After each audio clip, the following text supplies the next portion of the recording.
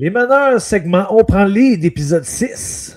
Aujourd'hui, on jase de confiance avec Vicky Girard. Mais moi, je veux qu'ils amènent leur game en dedans de notre game. Tu sais, tu peux pas juste jouer ta game. Faut que tu joues la game. Fait que t'amènes ta game à la game. Je sais pas si tu comprends. Votre entraîneur-chef, your head coach, Martin Saint-Louis.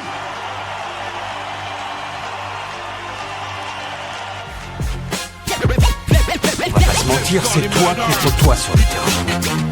Si tu mets les pieds sur ce terrain, il faut que tu te dises qu'il n'y a pas meilleur joueur que toi. L'avenir appartient à ceux qui se lèvent de bonne heure, qui remportent les honneurs, les vrais pros, les meneurs. On a la flamme qui fait raviver la répartie. On est les premiers arrivés puis les derniers partis. Black Mamba mentalité, pas besoin d'être validé. Surtout jamais baisser les bras, on s'est fait à l'idée. On garde la tête haute, peu importe du résultat. J'ai vu le 87 en série tirer sur le tas. Kevin Jeff sur le micro dans ton canal auditif. Aucun sujet sur la glace, les débats sont positifs. We believe oh, c'est fort qu'il faut mettre pour être au niveau. Let's talk about that, on s'y vise en 4 comme Jean Béliveau. Big shot à la gabière, avec ou sans teneur. On sait bien à quoi s'en tenir, fais ton choix, prends ta meilleure. 100%, on est ce type de donneur. Au fond, c'est des forceurs, bienvenue dans les meneurs.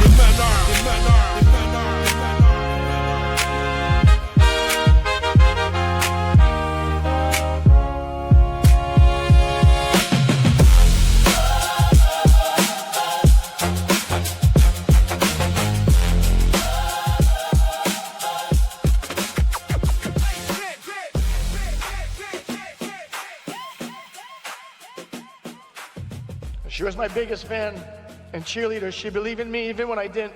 I know she's with us tonight, and I clearly be proud and smiling down. As a kid, she would always tell me, "Show them, Marty, show them." Well, Mom, I think I did.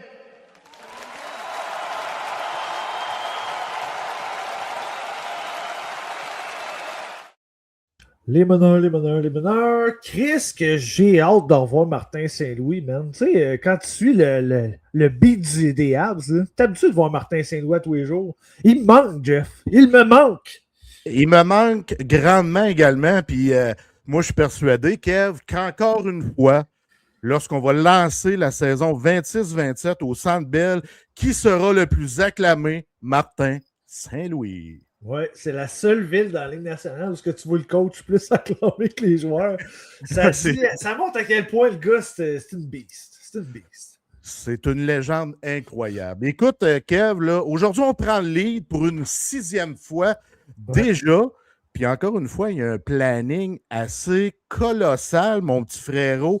Ouais. Gros warm-up avec Samuel Poulain. Je suis content que tu m'aies amené ce sujet-là, pour vrai. Quand tu me dis Chris Legault pourrait parler de Samuel Poulain, tout de suite, j'ai dit ouais, let's go. Il y a des belles choses à dire sur Sam Poulain. Il y a Vicky qui va venir jaser pendant son segment Phoenix 360. La fameuse confiance qui peut être fragile puis affectée par le bruit tout autour. Puis Kev, ben, on peut pas ne pas conclure le show avec nos deux. Puis mettons, on n'a pas le choix. Exact. On n'a pas le choix. Exact. On va vous garder la surprise pour le segment, puis mettons. Ouais, ça, on garde toujours la surprise. Là, avant de rentrer dans le vif du premier sujet, le warm-up, l'échauffement, on passe par le segment La Gabière. Oui, monsieur. Puis, tu sais, je sais que je vous l'ai présenté souvent dernièrement, mais sérieusement, j'ai appris à l'apprécier, cette bière-là. Framboise rhubarbe, sérieusement, elle est écœurante. C'est ma favorite. Ouais, je pense que moi aussi, ben, à part la blonde pour moi, c'est comme un other level. Là. Mais celle-là est vraiment sérieux. Si vous avez la chance d'en boire une, là, vous la voyez à l'épicerie, n'hésitez pas à l'acheter sérieusement, même si c'est sans alcool. Il y a le petit feeling là, de la bière avec alcool, la même affaire, mais vous n'aurez pas le petit buzz après, vu que c'est une bière désalcoolisée. Puis n'oubliez pas, toutes les occasions sont bonnes pour consommer une Lagabière. Moi, j'y vais avec une rousse. Ça doit faire 2-3 fois, j'en bois. Pendant le show, ouais, une rousse qui... Hey, c'est vrai, hein, il n'y a pas une si grosse différence. Ouais, c'est... C'est ta bière. Ouais, c'est ma bière. Puis cette rousse-là, je la trouve vraiment excellente. Puis je le répète, moi, les rousses, c'est comme mes bières pour digérer le soir. Ouais. Mais j'ai appris à les consommer pendant le jour, l'après-midi, puis j'aime vraiment ça. Donc, une bière désalcoolisée, moi aussi, parce qu'on ne boit plus d'alcool. Merci la Gabière. On adore vos produits qui sont, selon nous, les meilleurs produits sans alcool sur le marché. Il y a un petit clin d'œil à Scott Hartnell en arrière. Hein? Ah oui, lui ici, il est orange, Scott Hartnett. Hey, j'ai Ouais. un reflet dans mon cadre d'Ovechkin parce que ma lumière de chambre est allumée. Bon, super.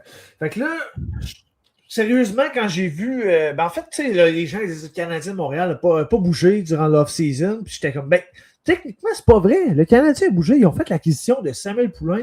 Ça a passé un peu sous le radar parce que tout le monde s'attendait à ce que le Canadien ait cherché le fameux deuxième joueur de centre pour épauler Nick Suzuki ou un autre allié top 6. Finalement, c'est plus tourné vers le Rocket de Laval. Parce que moi, je pense que Samuel Poulin va débuter la saison avec le Rocket. Mais on ne sait jamais, tu sais, des fois, il peut y avoir des surprises. Surtout qu'on se souvient, Samuel Poulin, c'est un ancien choix de premier tour.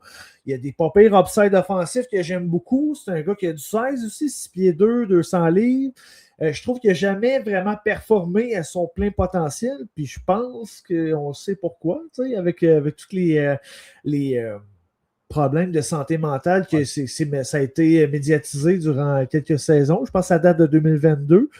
Fait que, tu sais, il y a beaucoup de choses qui se sont passées dans la vie de Samuel Poulin qui fait en sorte qu'il n'a pas atteint son plein potentiel, Jeff. Oui, exactement. Ça date de 2022, une période extrêmement difficile pour Sam Poulin. Tu l'as dit, sur le plan de la santé mentale. À ce moment-là, il était vu comme l'un des meilleurs espoirs chez les Penguins de Pittsburgh. Puis j'ai eu la chance de le voir dans le Q avec le Phoenix de Sherbrooke. Puis après ça, il est venu pas loin de chez nous, chez les Foreurs de Val-d'Or. Ouais. Ah, il y a quelqu'un qui essaie de m'appeler. Fait que, bref, ça sonnait dans mes oreilles. Mais j'aimais beaucoup ce joueur-là. Puis à un moment donné, l'automne 2022, ça a comme tout basculé. Tu sais, il est retourné dans la Ligue américaine, puis il a commencé à perdre le goût du hockey. Il a commencé à perdre le goût d'aller à l'aréna. C'est un fardeau pour lui. Il s'isolait, il se sentait déprimé. Puis si je ne me trompe pas, ça s'est passé le 4 décembre 2022 que j'avais lu contre les Bears d'Hershey. Il s'est effondré, une crise de panique. Puis c'est là qu'il a commencé à vouloir se confier. Il a dû prendre une pause. Il a dû consulter une fois par semaine. Il consulte aujourd'hui. Puis tu sais, comme tout joueur de hockey, Kev, là, il voulait peut-être le cacher qu'il allait consulter parce que pour lui, il voyait ça comme une faiblesse. Hey, il faut que je consulte. Ouais. Mais moi, c'est l'inverse. Je vois ça comme une force. Le gars le fait. Aujourd'hui, il parle de ça ouvertement. Ouais. Puis tu sais, justement, il avait peur de se faire juger. Puis lui, il se voyait comme une machine de guerre. Ça, c'est l'affaire que j'ai retenu beaucoup des entrevues que j'ai lues de lui.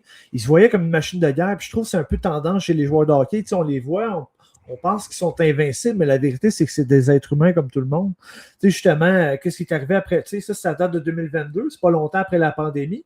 Il y a plusieurs choses qui se sont passées dans la vie personnelle de Samuel, puis ça a été aussi très médiatisé. Il l'a dit, il a vécu un accident qui a été traumatisant, il a vécu une rupture amoureuse, un décès dans sa famille, la pandémie en tant que telle, tu sais, se faire être isolé des fois, ça peut nuire à un être humain qui a besoin de sa dose sociale quotidienne. Fait que, tu sais, c'est des choses qu'un être humain normal vit au quotidien, ça.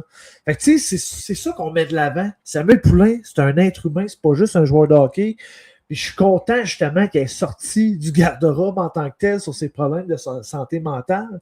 Parce que sûrement que ça a ouvert la valve à d'autres joueurs qui pourraient faire ce genre de sortie, comme Victor Edmond l'a fait récemment.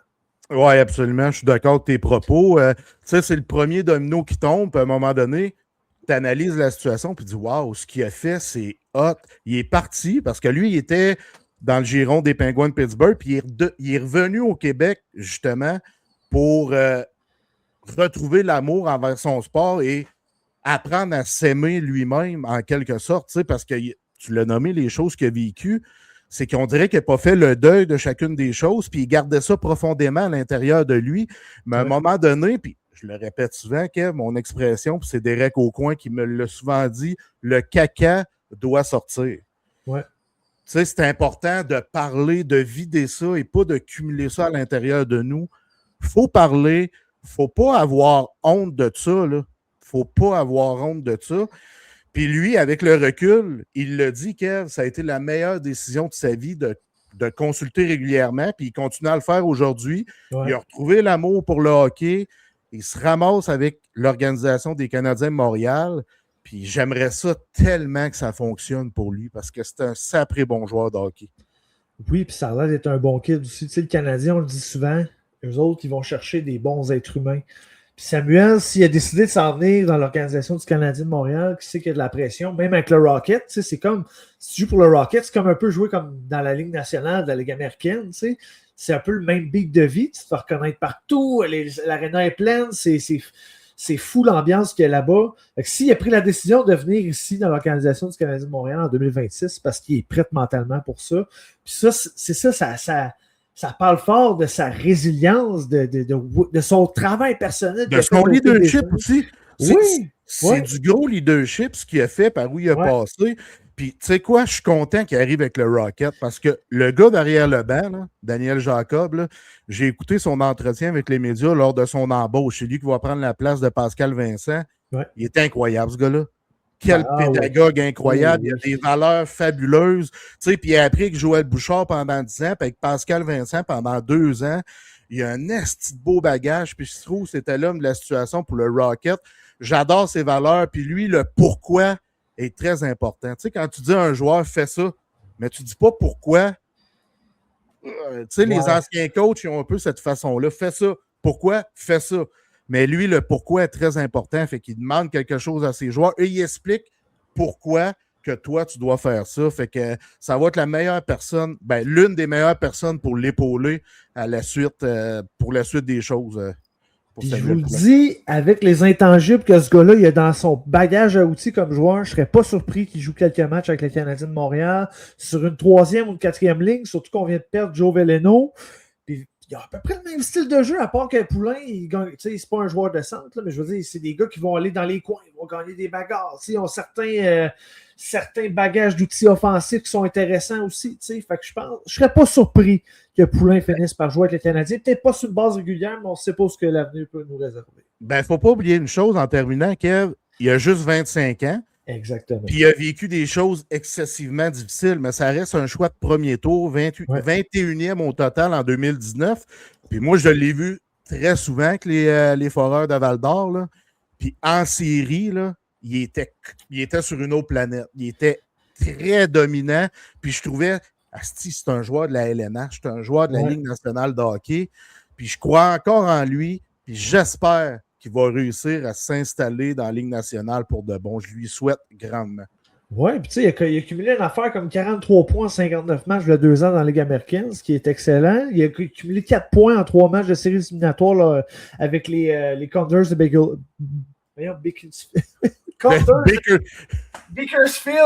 Voyons, j'ai bien de la misère. En tout cas, le club école des Oilers d'Edmonton. Fait que tu sais, c'est un gamer, c'est un bon joueur de hockey, puis on réussit bien du succès dans l'organisation des Canadiens.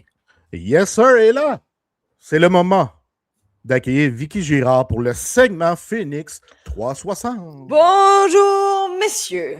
Comment est-ce qu'elle va? Numéro 1. Et vous?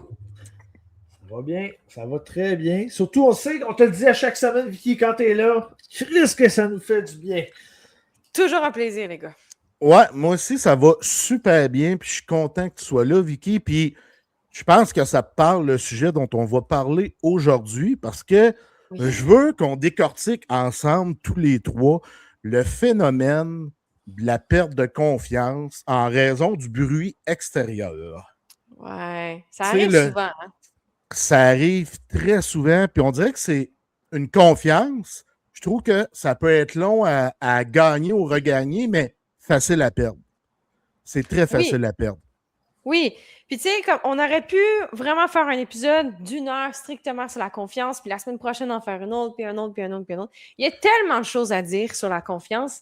Mais pour aujourd'hui, je m'en suis tenue à peu près à 2 choses, deux manières de voir les choses, qu'est-ce que la psychologie, qu'est-ce que la science explique pour finalement comprendre, mais pourquoi est-ce qu'un athlète, même si le parent est dans les gradins, puis il crie, puis let's go, tout ça, pourquoi est-ce que ça ne fonctionne pas? Parce que tu sais, la fameuse phrase « t'es bon, t'es belle, t'es capable, tu peux le faire », On l'a entendu, là, tout le monde, là, mais comme c'est pas nécessairement la phrase qui fonctionne le mieux, mais il y a une raison derrière. Est-ce qu'on est prêt, messieurs? On est toujours prêt. Les phrases universitaires que personne ne comprend, mais tu vas nous éclaircir ça, hein? Absolument fidèle à mes habitudes. Là, l'affaire, OK, c'est que, évidemment, j'ai mes notes ici. Là, le but, c'est vraiment de faire en sorte de rendre ça le plus simple possible à venir comprendre, OK? Quand on va venir parler de confiance, là, évidemment, il y a différents chercheurs, il y a différentes théories pour venir expliquer ça. Mais j'ai vraiment décidé de me pencher sur une théorie en particulier où est-ce qu'il va venir expliquer, en fait, d'où est-ce que provient la confiance. Parce que pour savoir si on en gagne ou si on en perd, il faut savoir elle est où à la base. Hein? On ne peut pas atteindre une cible qu'on ne voit pas. Avec quoi est-ce qu'on travaille? Donc, la première chose, c'est de comprendre que selon Bandura, en fait, qui est un acteur renommé dans le domaine de la psychologie, là, quand je dis acteur, c'est un personnage, hein, il ne fait pas des films, là, on s'entend, mais c'est vraiment juste une personne de renom dans le domaine de la psychologie. Lui a fait en sorte de dire que la confiance provenait de quatre places, okay, de 4 endroits.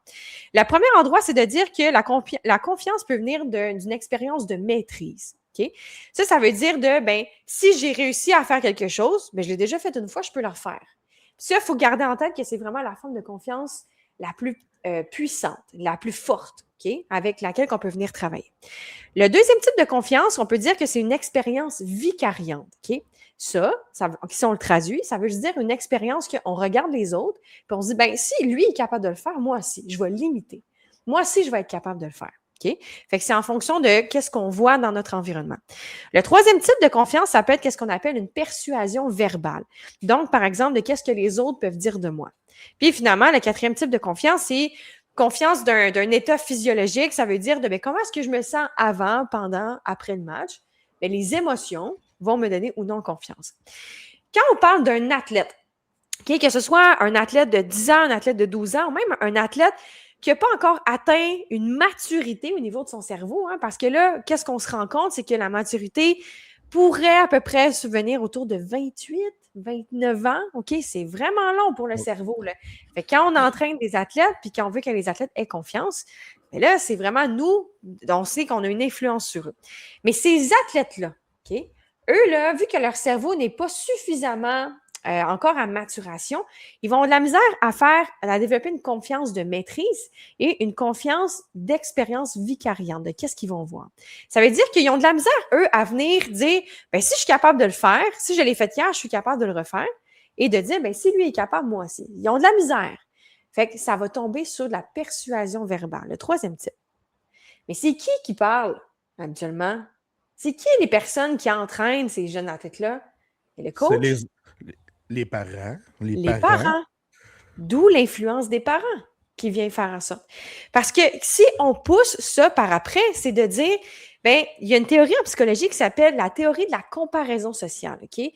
Si on y va simple, c'est de dire, si les athlètes, eux, sont très, très sensibles en fonction de la persuasion verbale, ça veut dire qu'ils sont sensibles de qu'est-ce que les autres vont leur dire, au niveau de la comparaison sociale, c'est qu'eux, ils vont venir se forger en fonction de qu'est-ce qu'ils vont recevoir comme information.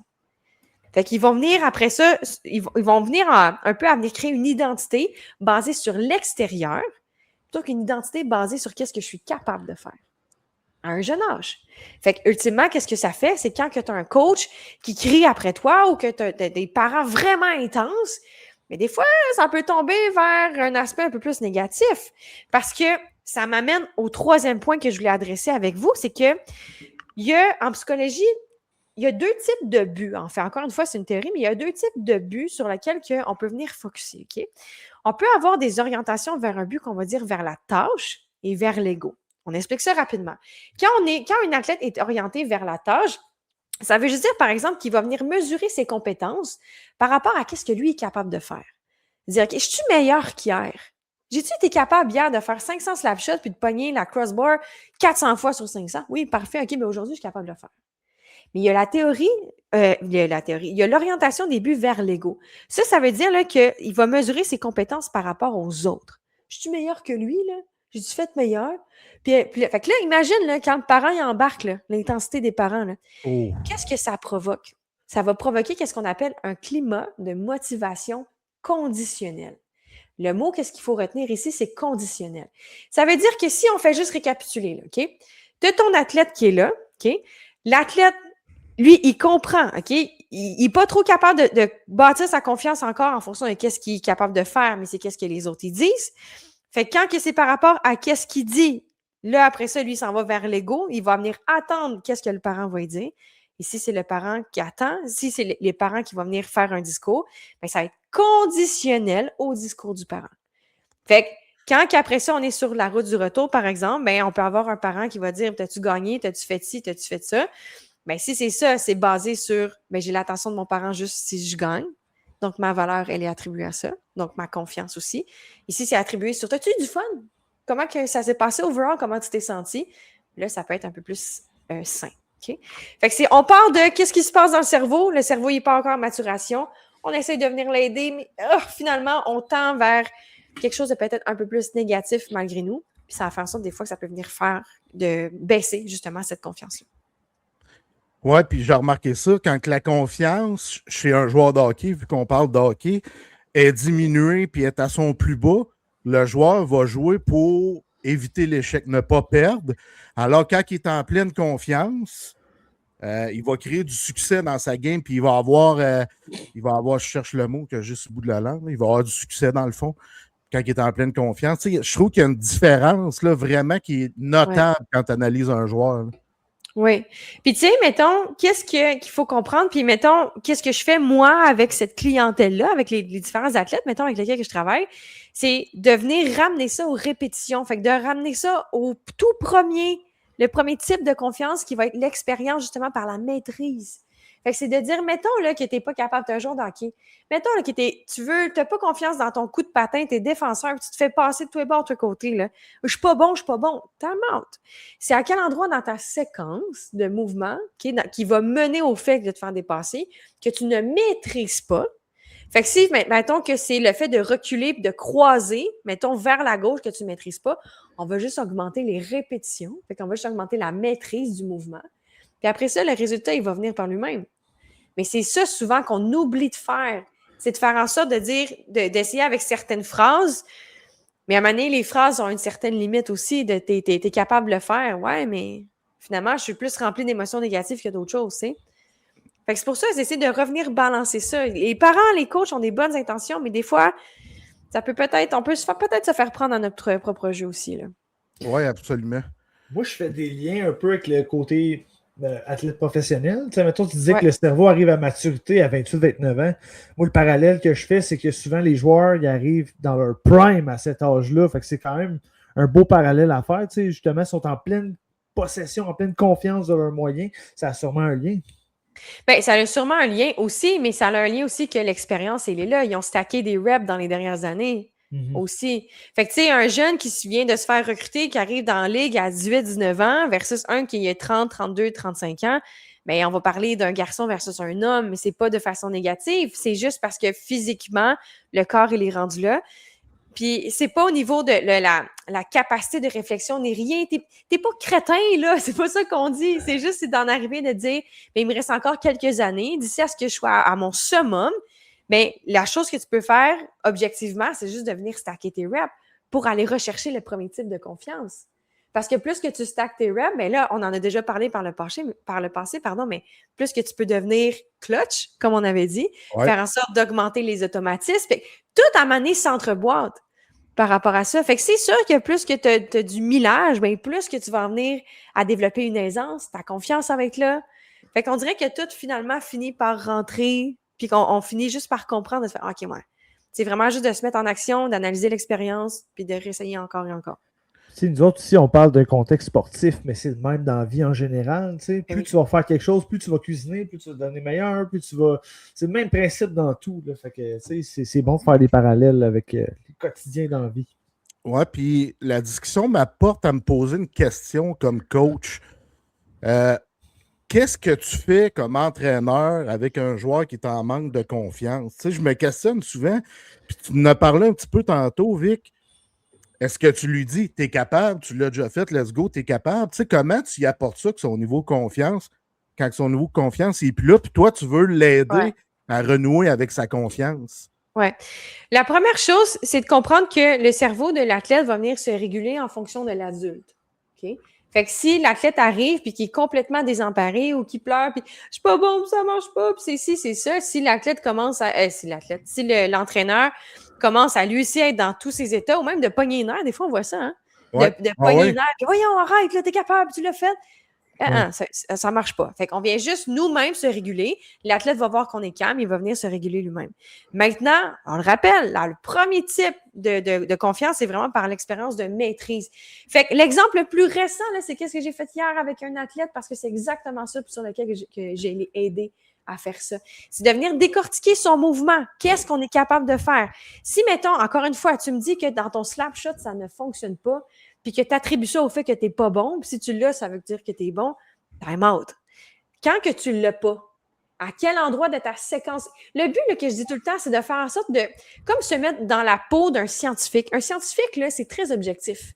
Il va avoir son sarrau blanc, il va avoir un pad, il va dire « OK, ça marche-tu? Oui, non, oui, non. » Mais il faut juste venir analyser la performance de cette manière-là. Les émotions, ils ont le droit de venir exister, là. C'est correct. Mais si ton émotion en perdure dans le temps, à un moment donné, ça devient un choix. Puis ça peut peut-être venir trigger certaines personnes, mais si ça dure plusieurs jours, si tu vois que ton athlète, ça fait plusieurs jours qu'il est dans cette même situation-là, bien là, il faut juste le retirer de cette situation-là, de dire, OK, t'as peu là. On va venir analyser, comme un scientifique, qu'est-ce qui se passe, où est-ce que dans ton motion, ça ne fonctionne pas. On va venir cibler étape 1, 2, 3, 4. Ah, finalement, c'est à l'étape 3. On vient prendre l'étape 3, on vient focuser le training pendant une certaine période de temps sur cette étape 3-là. On vient stacker des reps. La confiance augmente. Puis après ça, on remet l'étape 3 dans toute la séquence pour en arriver à avoir le résultat escompté. Parce que la confiance, c'est une question de mathématiques. Je l'ai dit tout le temps. Si, mettons, tu fais 100 reps puis tu en manques 20, de dire, OK, parfait. Bien là, tu en manques 20. Mettons, tu en manques 80, ça veut dire que tu as réussi 20 sur 100. Tu as 20 de réussite. Dire, OK. Mettons que tu rajoutes 100 reps, là, tu en as réussi 30. Là, tu es rendu à 50 sur 200, techniquement. Puis plus que tu augmentes de cette manière-là, plus que tu augmentes, de l'expérience, fait que tu t'es pratiqué, et qu'est-ce que ça fait? C'est que tu augmentes l'auto-succès, les probabilités que le résultat arrive.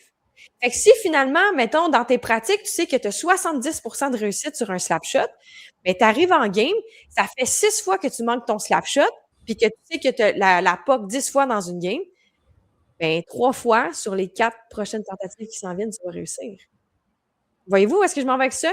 C'est juste de venir décortiquer ça. Fait plutôt de te l'attribuer à toi-même en tant que coach, c'est de dire, hey, on va juste venir avec ça, on vient faire nos maths, on vient juste taper à quel endroit que ça fonctionne pas. Puis, mettons, j'ai une question pour toi. Mettons qu'un athlète, sa confiance est comme éphémère. Mettons, une journée, il va en avoir, l'autre journée, ben, il va comme oublier c'est quoi ses capacités. Pas qu'il va oublier ses capacités, mais il va oublier qu'il va être capable de le faire. C'est quoi ton approche avec ça? Mettons que c'est à refaire à chaque fois, là. On répète dans le temps. C'est comme un enfant qui marche, un enfant qui va apprendre à marcher. Une journée, il va se planter, une journée, il va pleurer, une journée, il va avoir les genoux scratch, mais à un moment donné, au bout de 1 mois, 2 mois, 3 mois, il va finir par courir. Il va finir à être capable de se mettre debout. La confiance, l'essence même de la confiance vient du fait d'être capable de maîtriser quelque chose. Fait que si c'est éphémère, si c'est up, si c'est down, mais il y a quelque chose encore qui marche pas. Fait que c'est juste d'être un peu plus patient et de dire, mais je vais juste stacker mes reps. Si, encore une fois, on reprend cet exemple-là de slap shot, tu n'es pas capable de faire lever à POC plus loin que, je sais pas moi, 10 mètres, puis après ça, elle retombe par après. Mais tu peux pas être fâché après ça si tu fais juste 10 slap shots par jour. Tu en as 70 dans ta semaine. Imagine l'athlète qui va en faire 500 par jour. Ouais. C'est sûr qu'il va t'éclater. Il t'éclate en une pratique. Fait que c'est juste une question de venir stacker ces reps-là, une question de résilience, de dire jusqu'à quand, combien de temps est-ce que je suis capable de m'accrocher avant ce que je sois capable d'avoir un résultat. C'est pas plus compliqué que ça. Puis moi, j'ai une autre question, Vic. Ouais. Tu rencontres beaucoup d'athlètes et tout ça.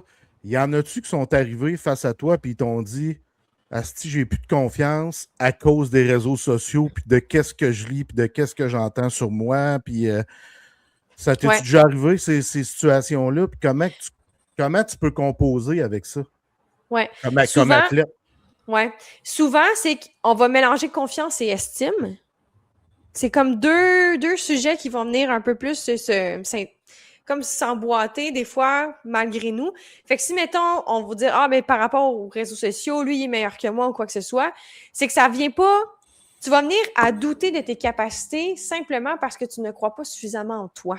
Et si tu ne crois pas suffisamment en toi, c'est parce qu'il y a une émotion négative qui a fait en sorte de prendre le dessus sur qu'est-ce que toi, tu sais que tu es capable de faire. Fait que si un athlète, c'est par rapport aux réseaux sociaux, on va venir travailler sur cette estime-là. On va venir stacker des reps, encore une fois, par rapport à la confiance.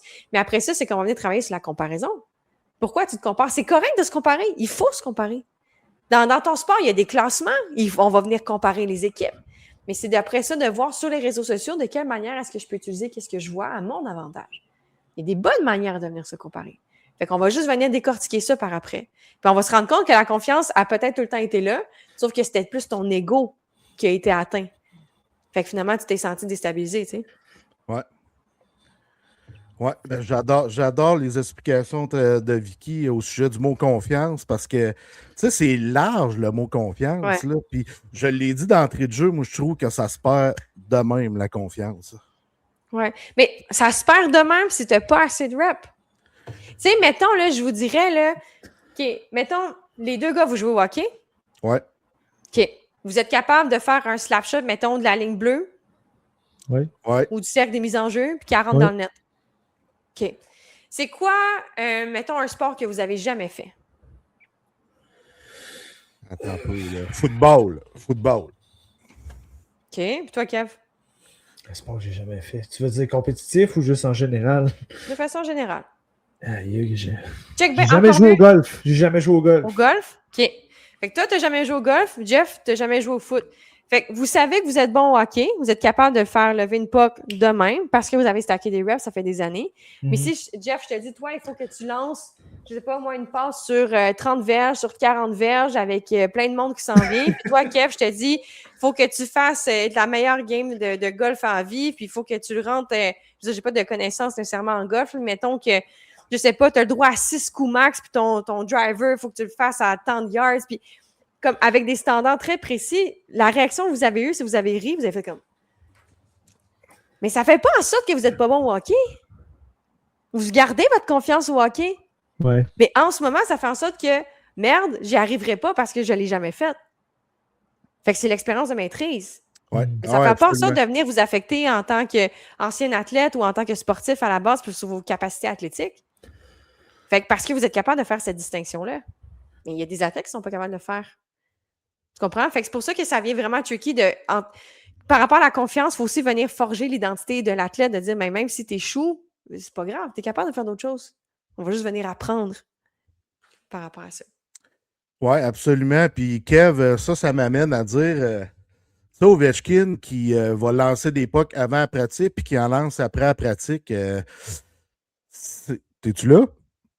Ah, Kevin est disparu, Vic. Ben oui, Kev est disparu. T'es un fantôme. Oui, il y a du problème. Il y a des problèmes avec sa connexion, Kev. Mais c'est des choses qui arrivent. Fait que, ouais, Vic, c'est ça. Pour Ovechkin, là, je comprends sa confiance parce qu'il maîtrise la rondelle comme personne. Là, parce qu'il y a des joueurs qui m'en ont déjà parlé, des Québécois qui ont joué avec lui. Là.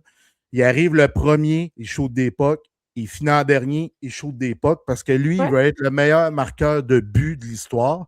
Puis il a réussi son objectif. Fait que ça, tu sais, pour résumer tes propos, là, ben, ça me ramène vers ce que Ovechkin fait, ce que Crosby fait, à répétition. C'est pour ça que c'est des gars qui sont souvent en grande confiance.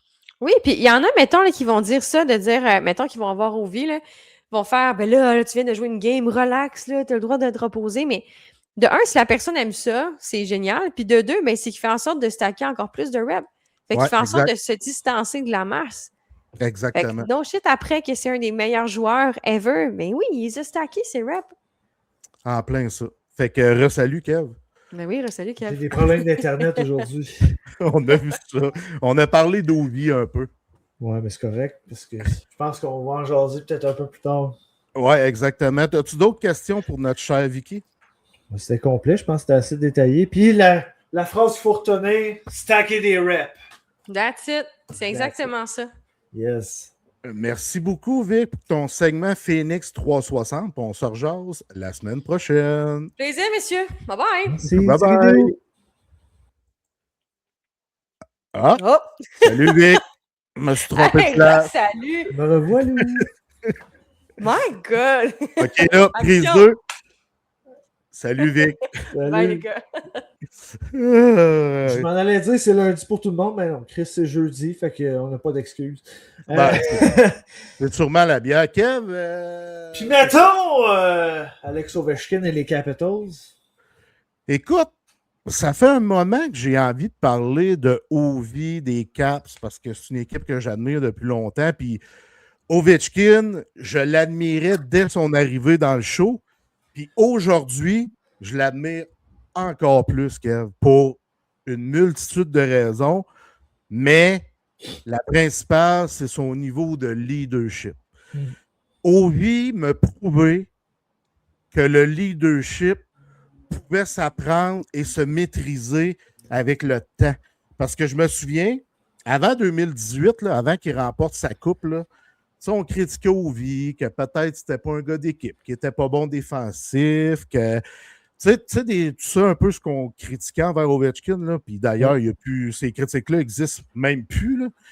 Mais aujourd'hui, il y a beaucoup de Barry Trotz derrière ça, qui le fait grandir comme capitaine, qui lui a fait comprendre certaines choses à Ovechkin, qui devienne un meilleur leader. Puis Ovi n'a pas nécessairement changé son style de jeu. Kev, c'est encore un excellent marqueur.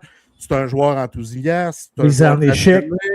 C'est un joueur extrêmement physique, qui est difficile sur son corps, qui n'a jamais manqué de match. Il défend ses coéquipiers et tout ça. Tu sais, ça, il l'a tout le temps eu. Mais là, Ovi, dans les dernières années, s'est mis à être plus volubile dans le vestiaire. Il accueille plus les joueurs recrues, vraiment, il les amène avec lui, puis il détend l'atmosphère dans le vestiaire, parce que dans le vestiaire des Caps, j'écoute souvent des shows qui s'appellent All Caps, là. C'est vraiment détendu, c'est funné, c'est à l'image d'Ovechkin. Ovechkin aime blaguer, aime rire, puis c'est comme ça que lui fonctionne comme leader. Il détend l'atmosphère, prend sa bière après la game, puis mais il fait tout avec passion, Kev. Puis c'est ça que les joueurs admirent chez Ovechkin. Il fait tout avec passion, puis il prend soin des siens, il amène ses petits gars avec lui. Fait qu'on voit vraiment une autre personne d'Ovechkin aujourd'hui à 40 ans, du Ovechkin à 23, 24, 25 ans. L'évolution est fabuleuse dans son cas. Puis aujourd'hui, je suis capable de dire, tabarnak, c'est rendu un des bons leaders dans la ligue. Là, ses coéquipiers, est-ce qu'il va revenir? Est-ce qu'il ne reviendra pas avec les Caps? Mais ça a l'air que personne doutait réellement parce qu'il est passionné encore. Puis il veut scorer 1000 buts, puis il veut gagner une autre coupe, puis il veut être avec les boys dans le vestiaire. Fait que ça démontre la qualité d'être humain qu'Ovi est, puis que son leadership s'est grandement amélioré avec les années. Puis ça me rend vraiment fier. Puis, tu sais, son entraîneur-chef, Spencer Carberry, le dit, Kev, l'identité des Caps, c'est Alex Ovechkin. C'est encore ça aujourd'hui. Ouais, vraiment. Puis ils ont déjà beaucoup de respect pour lui. Parce que je pense qu'avec les acquisitions d'Alex Stock, Vincent Desharnais, puis Jordan Kyrou, c'est une forme de respect envers Ovechkin parce que probablement qu'il y avait un petit doute qu'il allait revenir. Fait que c'est dit, garde, m'a donné des munitions, m'a donné de l'aide pour que justement il puisse aller remporter sa dernière Coupe Stanley et assurer la longévité du succès des Capitals. Parce que cette année, ils ont raté les séries éliminatoires. Je pense que le DG des Caps s'est dit, OK, regarde, je pense que rendu en fin de carrière, Ovechkin mérite le meilleur. Puis tu sais, c'est un joueur qui a tant eu des hauts standards. Puis je pense que c'est ça. Ils ont déjà beaucoup de respect pour lui. Puis c'est pour cette raison-là que les Capitals, cette année, pour moi, c'est les grands favoris pour remporter la Coupe Stanley. Tout comme les Panthers de la Floride, ça va être une bagarre entre ces deux équipes-là. Ça va être épique. Puis il y a une chose que j'ai oublié aussi d'Ovi comme leader, c'est sa constance devant les médias. Que l'équipe gagne ou perde, il va aller affronter les médias. Comme on le voit avec Nick Suzuki à Montréal, ouais. Ovi, ils affrontent les médias. Puis au fil du temps, comme leader, il s'est aperçu que être un grand leader, ça ne se résume pas juste aux grands crises de discours qu'on peut voir, là, puis tout ça, là. C'est vraiment de garder sa passion, son désir de compétitionner à un haut niveau. Ça devient contagieux dans le vestiaire. C'est un gars authentique que tout le monde respecte. Fait que, puis Je le répète, son style de leadership est beaucoup axé sur l'humour. Tu sais, avoir un vestiaire détendu et tout ça. Je sais pas si tu l'as déjà vu dans les allées, là, quand ils attendent de rentrer sur la patinoire. Là, c'est juste de l'humour. Exact, c'est juste de l'humour. Les gars ont du fun. Les gars ont hâte d'aller sauter sur la glace ensemble. C'est une famille. Puis je veux le féliciter au vie parce qu'on ne peut plus le critiquer sur son leadership. Puis il mérite son chandail en calice. Tu sais, c'est une équipe aussi qui, peu importe combien de temps, ça fait combien de temps que tu es dans l'équipe, tu te fais inclure très rapidement. Tu sais, mettons, j'ai regardé Brendan Duhem, il n'a pas joué longtemps avec les Capitals. Je pense qu'il a juste joué une saison. Tu sais, puis justement, il faisait partie des routines humoristiques d'avant-match, comme si c'était un gars qui faisait 10 ans qui était là. Moi, ça me fascine à quel point les gars sont vraiment, tu sais, ils se moulent bien dans le groupe. Moi, je trouve ça fascinant. Puis même, je pense que même la résurrection de Pierre-Luc Dubois, c'est en grande partie grâce à cette fameuse culture que tu me parlais là. Tout le monde dit « Ah, Dubois, c'est un boss. Dubois, il est fini. Dubois, c'est... » Plus personne dit ça maintenant. Pierre-Luc Dubois, c'est un joueur de centre très respecté maintenant. Il est adoré de ses coéquipiers. Il aime Washington. Il aime Ovechkin. Puis c'est ça. Je pense que c'est ça. C'est en grande partie grâce à cette culture que tu parlais tantôt. Fait que chapeau à Ovechkin et les Capitals pour cette belle histoire. Puis mettons... Macklin Celebrini. Moi, je vais vous conter quelque chose. Là. Quand il a été repêché, tu sais, quand il est repêché premier overall, automatiquement, tu penses de Christ, ce joueur-là va avoir du succès dans la Ligue nationale. Moi, on dirait que quand il a été repêché, je savais qu'il était bon, Celebrini. Là. Je savais qu'il était bon, qu'il allait être bon dans la Ligue nationale. Mais être bon comme il est en ce moment, aujourd'hui, le 16 juillet 2026, je ne m'étais jamais attendu à ça. Là. Je ne suis pas prête pour le Max Celebrini de 2026. Parce que on n'était pas prêt à dire qu'il allait être générationnel. Ouais, ben c'est ça, c'est rendu là. On est rendu là. Exactement, on est rendu un joueur générationnel. Ouais. Il a juste 19 ans, puis plusieurs vétérans dans la ligue. Là, on écoute des entrevues, ce qui se dit, puis tout ça, là. Puis tout le monde dit que c'est un leader naturel en raison de son attitude tous les jours. Ouais. Lui, il se présente avec le sourire à l'aréna parce que c'est un passionné. Que ce soit en pratique ou en match, il laisse le meilleur de lui-même sur la patinoire. Il y en a qui ont même dit que son intensité était comparée à Nathan McKinnon. Je me souviens plus qui a dit ça. J'ai lu ça. Je pense que c'est Ryan O'Reilly, mais je ne suis pas sûr, Kev, parce qu'il a joué avec Ryan O'Reilly avec Team Canada au mois de mai dernier. Puis Ryan O'Reilly avait des astis de beaux mots au sujet de Macklin Celebrini, comme quoi que c'est un professionnel, malgré son jeune âge, son attitude était impeccable, ses coéquipiers l'aimaient, il disait les bonnes choses au bon moment, puis il faisait sa glace. Tu sais, quand tu dis que quelqu'un le fait, ben lui, il le fait sa glace. Il se présente tous les matchs, puis il remplit son rôle de capitaine à merveille. Je dis il remplit son rôle parce qu'il était capitaine avec Team Canada, puis Kev, la petite histoire, il est nommé capitaine de l'équipe avant qu'on sache que Crosby allait aller les rejoindre, puis là, lui, il voulait donner son C à Crosby. Ça démontre à quel point c'est un humain incroyable. Oui, puis justement, il s'est collé à Crosby, notamment lors des Jeux olympiques cette année, puis ça a été pas mal dans le top 2 des meilleurs joueurs du Canada, puis il a seulement 19 ans. Personne n'en parle de son âge parce qu'il est tellement mature pour son âge. C'est fabuleux. Je pense qu'il va être le prochain capitaine des Sharks de San Jose. Pour moi, c'est un no-brainer. Puis c'est pas pour rien qu'il portait ça avec le Canada. D'après moi, c'est une petite formation pour ce qui s'en vient. Puis de ce que j'ai lu cette semaine, c'est que Macklin Celebrini, là, il va dû pour une prolongation de contrat. Techniquement, il n'y a pas d'urgence parce qu'il reste 1 an à son contrat d'entrée. Mais d'après moi, il va signer sa nouvelle entente avant la prochaine saison. Il va signer à rabais pour que les Sharks puissent aller chercher d'autres munitions pour pouvoir gagner le plus rapidement possible. Puis il a dit qu'il prenait ça de Nathan McKinnon et Sidney Crosby, qui l'ont fait également par le passé. Tu sais, fait que c'est un jeune joueur fabuleux, un jeune leader qui, man, sky's the limit, il est vraiment extraordinaire. Puis c'est la nouvelle figure de la Ligue nationale, si on veut, surtout qu'il est maintenant le nouveau cover de NHL 2027. Puis tu sais, je pense qu'il y en a juste un, Sidney Crosby, mais ça va être lui le prochain Crosby, si tu veux, la Ligue nationale, quand Crosby va être parti. Lui, il va te répondre, je ne veux pas être le prochain Crosby, je veux être le premier Macklin Celebrini. Ouais. Mais je comprends ce que tu veux dire, Kev, puis Tu sais, moi, je suis prêt à te dire que Celebrini, là, il vaut 20 millions. Tu sais, dans le futur hockey qui s'en vient, avec la masse qui augmente, puis les revenus qui rentrent en masse au sein de la Ligue, là, ben, c'est un gars qui vaut 20 millions, mais qui va signer, je ne sais pas quoi, 16 millions peut-être, tu sais, 17 millions peut-être. C'est beaucoup. Mais dans la réalité d'aujourd'hui, ça va être signé à rabais, comme tu l'as mentionné, pour laisser de la place à signer d'autres joueurs qui devront signer des prolongations si on veut greffer d'autres joueurs autonomes et ci et ça pour gagner. Mais ce club-là est entre bonnes mains avec un capitaine, un futur capitaine, parce qu'il ne l'est pas encore, arme, mature, professionnel, il work hard. Puis moi, je trouve que c'est un petit gars qui a l'air respectueux en tabarnak. Puis quand il va jouer un match, il veut gagner. En esti. Ah, vraiment. C'est un compétiteur hors pair, puis une éthique de travail irréprochable, honnêtement. Là. Je te dis, ça me fait capoter son âge, j'ai seulement 19 ans. Faut pas c'est exactement ça. 19 ans, 115 points l'année passée qu'il a fait, quelque chose comme ça. Là. Moi, Si les Sharks rentraient en série, c'était lui le trophée Hart pour moi. Là. Il n'y avait pas d'autre choix. Ah non, non, entièrement d'accord. Puis qu'est-ce qu'il a fait aux Olympiques? Là? C'était...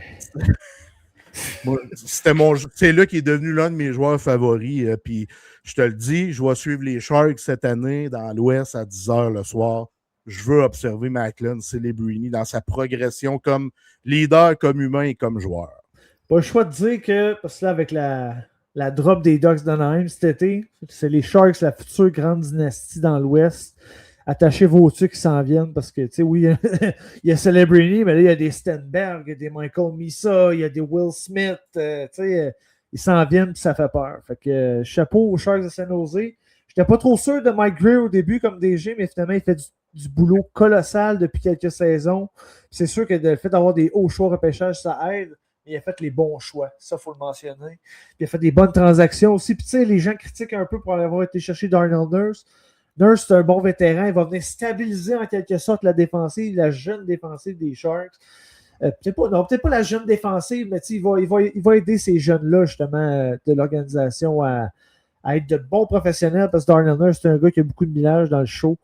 Fait que non, j'aime bien ce qu'ils font les Sharks, puis sky's the limit pour cette formation très excitante. Ouais, puis en terminant au sujet de Mike Greer, là, c'est la plus belle reconstruction que j'ai vue. C'est complètement hallucinant ce que Mike Greer fait avec les Sharks de San Jose. Quelle reconstruction fabuleuse. À un moment donné, je me disais, les Hawks de Chicago qui reconstruisent eux autres aussi, je me dis, tu sais, je comparais les deux formations pendant leur reconstruction qui est à peu près. Ça n'a rien à voir, exactement. Fait que good job, Mike Greer. Puis on termine ça avec la dernière minute de jeu à faire en cette troisième période. Parce que là, lors du prochain show, lundi qui s'en vient, hein, Kev, lundi prochain, on reçoit officiellement un NHLer, un ancien NHLer qui a joué 269 games dans le show. On est rendu là. Jean-Luc Grandpierre. Ouais, l'entrevue a déjà été tournée, puis honnêtement, on vous le dit d'avance, c'est une conversation qui s'est déroulée comme si c'était trois grands chums qui se parlaient. C'était ça la dynamique, honnêtement, puis on a bien hâte de vous présenter ça. C'était vraiment 1h30 de show, guys. On vous prépare d'avance. Là, ça a duré 1h30, puis on en aurait pris plus. C'était vraiment, ça a passé vite. C'était constructif comme rencontre. Fait qu'on a vraiment hâte de vous présenter ça. Fait que ça ressemble pas mal à ça pour aujourd'hui, mon cher Jean-François. Hey, je veux te laisser le mot de la fin. Où c'est qu'on peut nous écouter, Kev? Oui, pour les shows, où ce que vous pouvez voir nos faces, c'est sur YouTube. N'oubliez pas de nous suivre aussi sur les plateformes audio avec Spotify, Apple Podcasts, Amazon Music. Et pour les nombreuses publications qu'on vous prépare à chaque jour, c'est sur Facebook, Instagram, TikTok. Fait que merci de nous envoyer de l'amour. J'espère qu'on vous le rend parce que c'est du beau stock qui s'en vient avec les meneurs. Puis on n'a pas fini de vous surprendre. Il y a des annonces qui s'en viennent. Ok, oui, pour la saison 3 qui a du beau. Oui. Merci beaucoup, mon frère. Merci à tous nos auditeurs et à tous nos lecteurs. Peace. Merci à la Gabière aussi de nous fournir. C'est vraiment très apprécié. On est très fiers de les avoir à nos côtés. Merci beaucoup. Peace et à la semaine prochaine.